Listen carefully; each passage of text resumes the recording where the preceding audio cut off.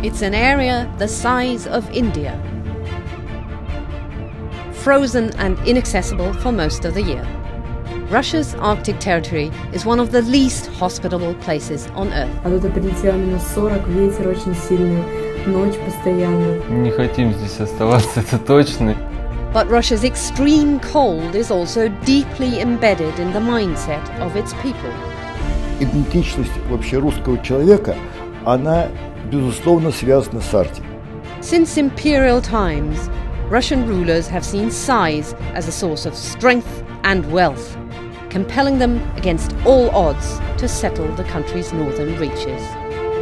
Over the last decade, President Vladimir Putin has revived Russia's Arctic dream, boosted by a warming climate and melting ice that has opened up the potentially lucrative northern sea route. His government has declared the Arctic a strategic energy battleground.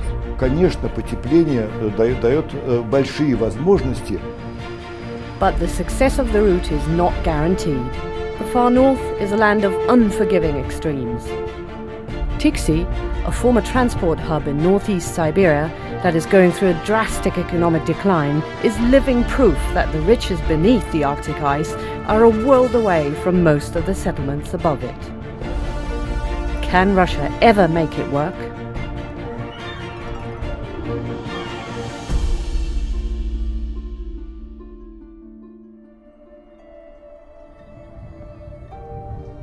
One-fifth of the country's territory is here, in the Arctic Circle. Although most of this land is unfit for human habitation, Russia's rulers have long been obsessed with settling and industrializing the north. In pursuit of the riches beneath the Arctic's ice, including oil, gas, gold and rare earths, they've often shown little regard for the costs of this pursuit.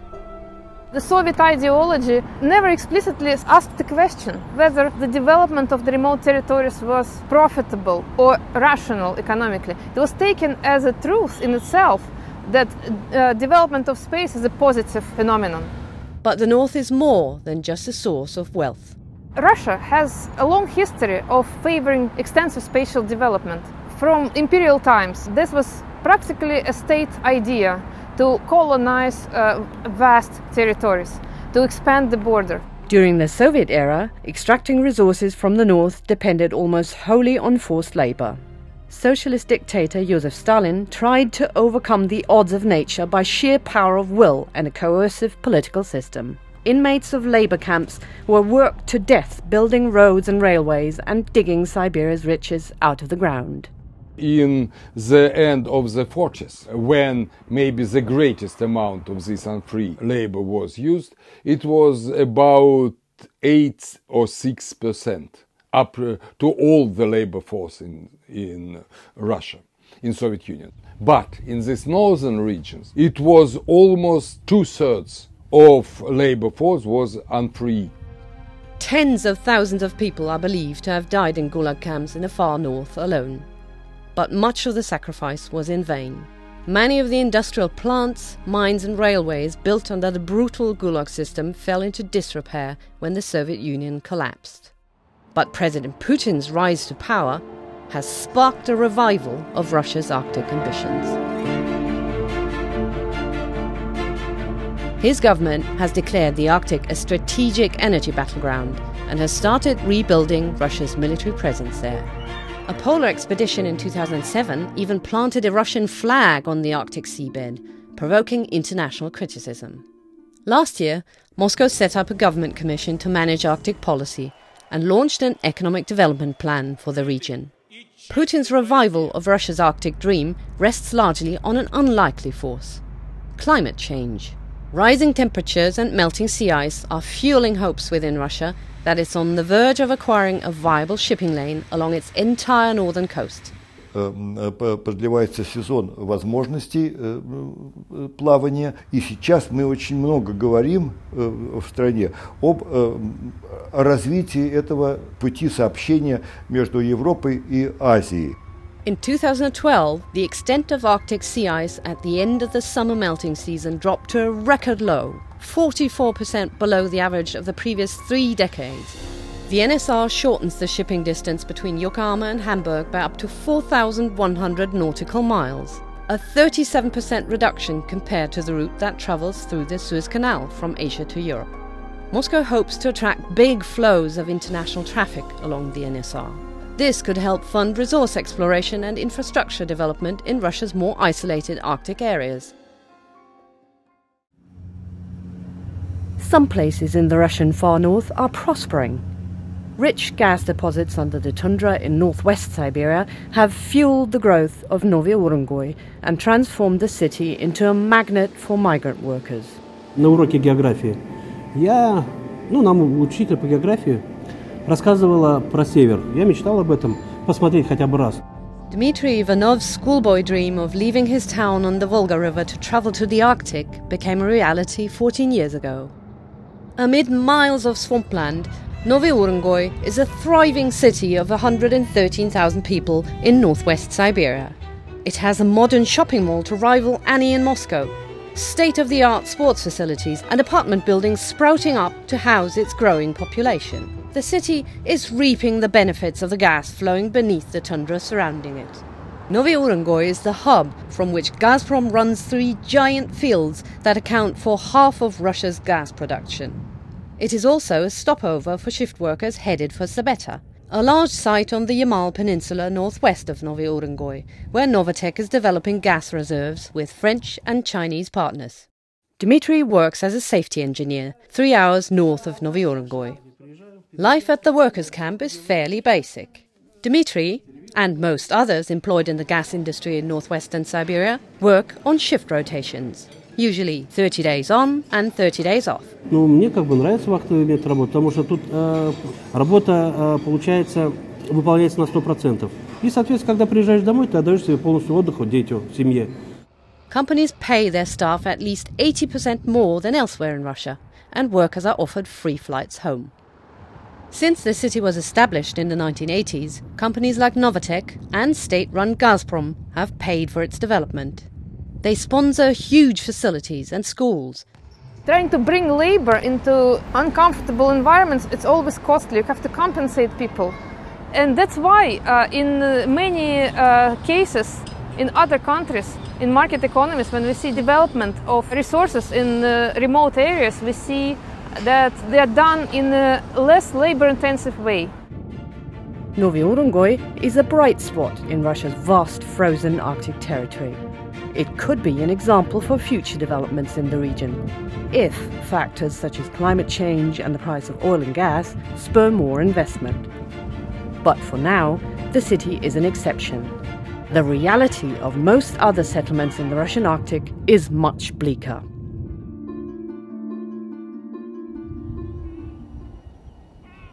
В детстве я часто любил гулять один. Помню, постоянно ходил на свалку металлолома. Мы лазили в заброшенные дома и смотрели на вещи, которые там разбросаны, и думали, кем могли бы быть эти люди, которые бросили эти вещи и уехали отсюда. Yuri Khoroshevsky is 22 years old and was born and raised in Tiksi, a small town in eastern Siberia, more than 1,000 kilometers from the nearest city. After a brief stint away at university, he dropped out and returned home to save money, bringing his St. Petersburg-born girlfriend Natalia with him. Первые несколько дней я находилась под впечатлением от этого. Новые, абсолютно здесь другие виды, другой воздух, другие люди. Но со временем, конечно, это очень однообразно. Необычно, но однообразно. Yuri works with his father, an engineer at a local research station. Natalia hangs out at Tixi's only recreational centre, and in the evenings they watch TV series together, or take long walks in the hills surrounding the town. Tiksi is just a speck in the 3.5 million square kilometres that make up the Russian Arctic. It once stood for all that Russia aspired to in the Arctic. Built in 1933 under the rule of Stalin, it was a bustling port on the Northern Sea route. But the end of socialism led to the collapse of shipping traffic on the route and to Tixi's decline. In less than 30 years, the town's population has plummeted by 60%. Я сомневаюсь, что я бы согласилась поехать сюда без перспективы когда-либо вернуться.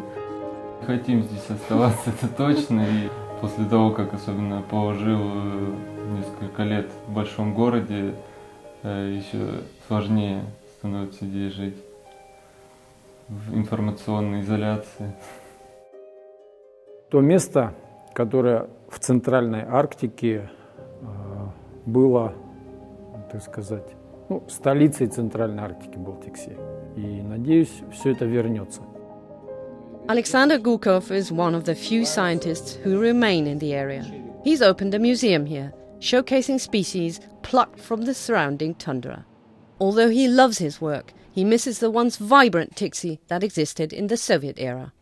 Alexander's nostalgia for Tixi's glory days is shared among many of the town's older residents, who can only hope the Russian government reinvests. И в планах есть программы, которые по модернизации морского порта, причальных стенок, кранового хозяйства и вообще сооружений морскому порту. Ну, тут несколько, наверное, так необходимо, наверное, чтобы тут заработала промышленность, все-таки какое-то производство должно быть здесь, чтобы морской порт Тикси, он заработал, так? Once the Soviet Union collapsed, state money to support industries like coal here in Tixi dried up. This coal mine that you can see right behind me, which used to attract people from all over the Soviet Union for work, now lies in ruins. One thing that is growing in Tixi is Russia's military. Nikita Kudryashov, the son of a former Air Force pilot who served in Tixi most of his life, works at the local military base. His 18-year-old girlfriend Lyudmila moved here 4 years ago with her mother and stepfather. В армии чем хорошо, у нас здесь большие плюсы именно на севере в армии жить. Тут, во-первых, паёк дают тебе еду. То есть буквально вот, сейчас скажу, осенью, по-моему, да, выдали на человека мешок картошки, да, по-моему? Да, большой паёк. Да. Мешок муки, мешок картошки. Мешок муки, мешок картошки. Знаете, мешок картошки, да? Это вот на 3 месяца дают одного человека. То есть если вы вдвоем, то вам уже 2 мешка картошки. То есть это выше крыши уже. Плюс там мука, лук, морковь и так далее. When Lyudmila and her mother Yelena arrived in the winter of 2012, a pipe at the town's diesel generator ruptured, cutting the water supply. The airport was also closed for repairs, which triggered a full-blown food crisis that lasted 7 months. The government has funded some basic improvements, including a new heating plant and repairs to power lines. While military personnel in Tixi can enjoy relative financial security, the abandoned buildings dotting the town and the ships frozen in the ice along Tixi's shoreline remind its residents of a lost opportunity. At the moment, Tixi is a world away from the prosperous Arctic imagined by Putin. Many of the government's promises to invest have been slow to materialize, and Putin's efforts to boost Russia's geopolitical power on other fronts in recent years have diverted money that could have been spent developing the Arctic. Много планов, просто денег не хватало. Сами же знаете, там эти Крым сначала присоединяли, потом что-то еще делали. Они все туда деньги впихивали, а на развитие Дальнего Севера не хватало.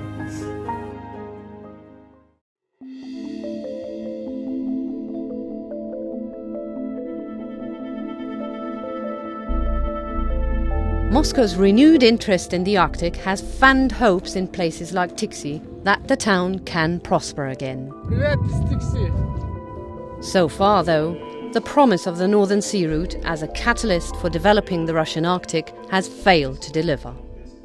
After a brief spike of NSR journeys between Europe and Asia in 2012 and 2013, these so-called transits have almost completely stopped again.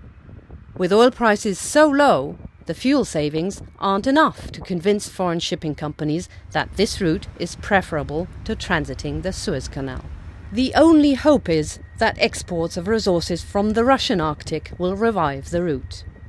But Arctic offshore exploration is expensive, and sanctions against Russia bar it from buying Western equipment needed for offshore drilling. Right now, the tide seems to be flowing against Putin's plans.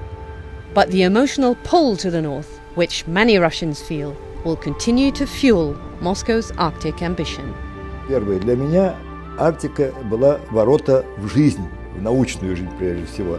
Арктика всегда, ну, вообще говоря, в сердце большинства российских людей. В чем заключается ощущение свободы? Поменьше препятствий. Люди создают препятствия. Они климатические условия, не природа. Russia's approach to developing the far north has become much more pragmatic. But the Arctic is too vast and its resources are too tempting for Moscow to give up its dream. Vladimir Putin is not the first Russian ruler to try to conquer the Arctic, and he is unlikely to be the last.